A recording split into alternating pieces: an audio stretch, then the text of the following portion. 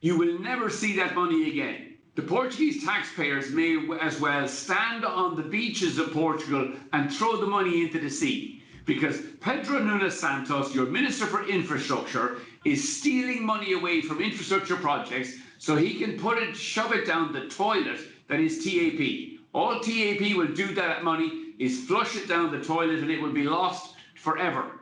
He should keep that money away from TAP, spend it where the Portuguese taxpayer wants to see the money spent, on your hospitals, on your schools, on your teachers and on your nurses. You know, it's a question I had with the infrastructure minister last week, who told me, you know, that TAP connects Portugal to the world. I said, that's not true. TAP connects Portugal to about 70 airports in summer of 2021, whereas Ryanair connects Portugal to 140 airports. When TAP closed the base in Porto, Ryanair increased the size of our base and our jobs in Porto. We're now the largest airline in Porto. So we're investing in Portugal. Yeah, TAP has no future as an independent airline. It will probably finish up belonging to Iberia or Lufthansa or one of those other larger airlines. Well, no, your governments are trying to distort the market with these subsidies, and the subsidies are not necessary. If TAP doesn't get subsidies, it will reform itself, it will lower its costs, it will come back as a more efficient airline.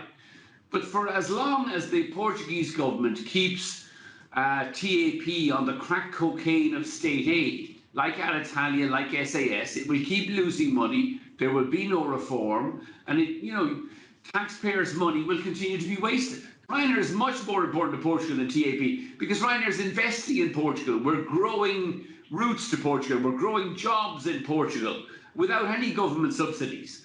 Whereas, TAP was a very good airline for the last 70 years, but it's always been high fare. It's nearly always been loss-making. And now I own property in Portugal. I am a taxpayer in Portugal. And I resent my taxpayers' money being taken and then wasted on TAP. I would rather it was spent on Portuguese schools, Portuguese hospitals, and raising the low incomes of Portuguese teachers and nurses. Ryanair is investing heavily in the Portuguese economy. We have bases in Porto, in Lisbon, in Faro, in Ponta Delgada. We're also talking to Madeira at the moment.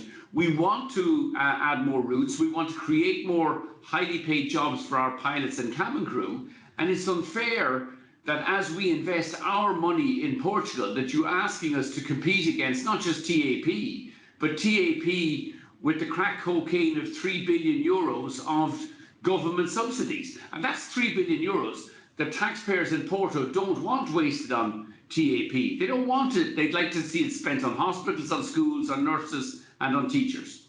I asked him when he was going to open Montijo Airport, and he said, that's not a matter for me. I'm some kind of foreigner. I said, I'm not. I'm a big investor in Portugal. I'm a taxpayer in Portugal. And you're the infrastructure minister who's supposed to deliver. If you delivered Montijo Airport, Ryanair's committed that we would deliver 5 million passengers within 2 years, and that would create 5,000 new jobs, far more than the jobs in TAP, 5,000 new jobs in Lisbon. And he wouldn't even answer the question.